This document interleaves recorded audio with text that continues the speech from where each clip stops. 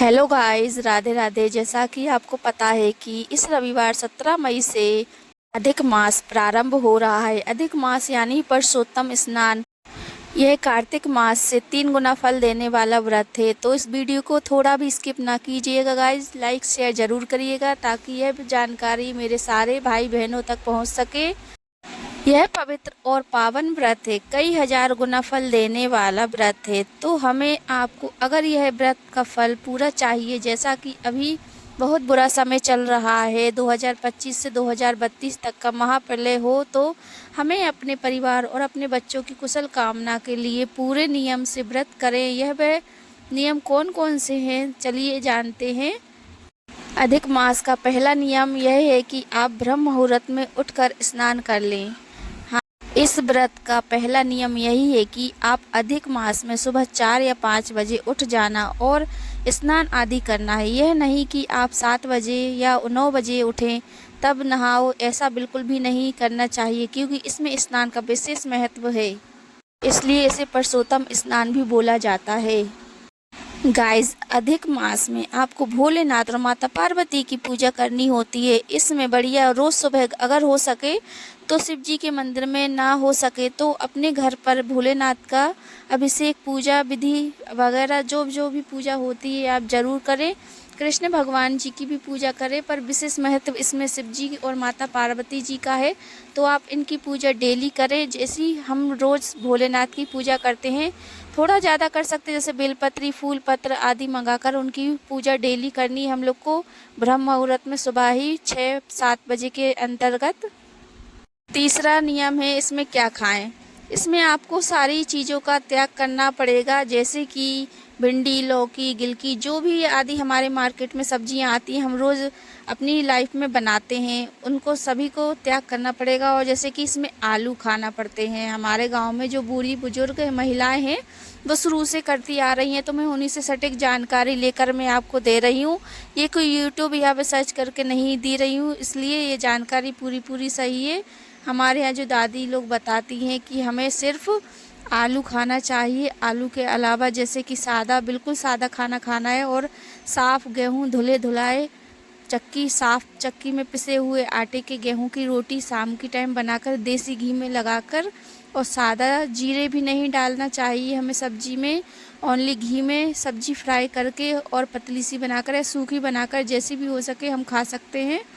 और इसमें फल फ्रूट की बात करें तो फल फ्रूट सारे खा सकते हैं, और गन्ने वगैरह का जूस भी पी सकते हैं इसमें।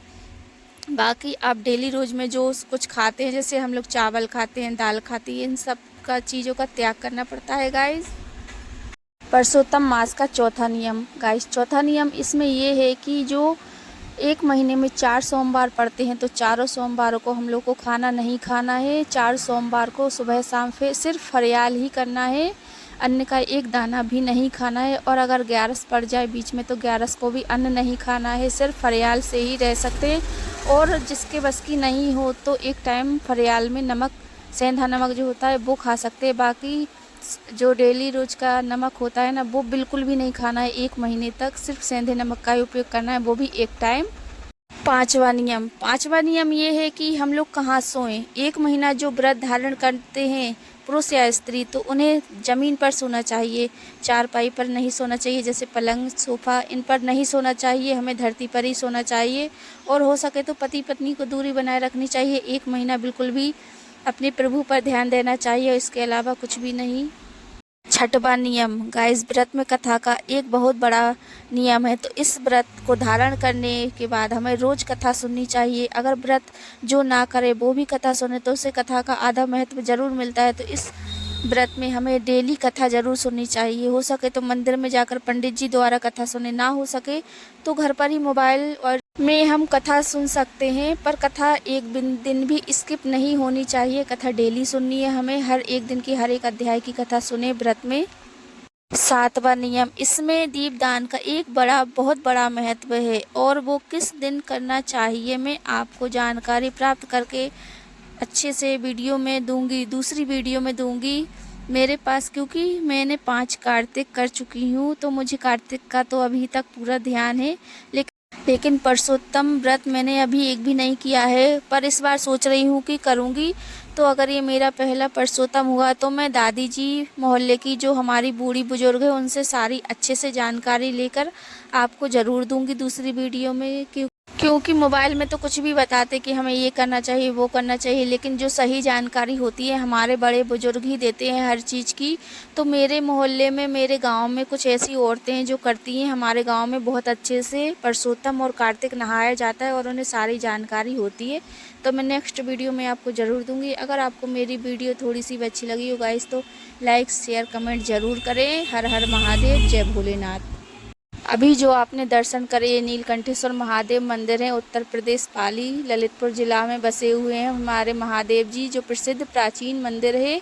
यहीं पर झरना भी है, तो हम लोग शायद यहीं पर पूजा करने आएंगे। जय भोलेनाथ।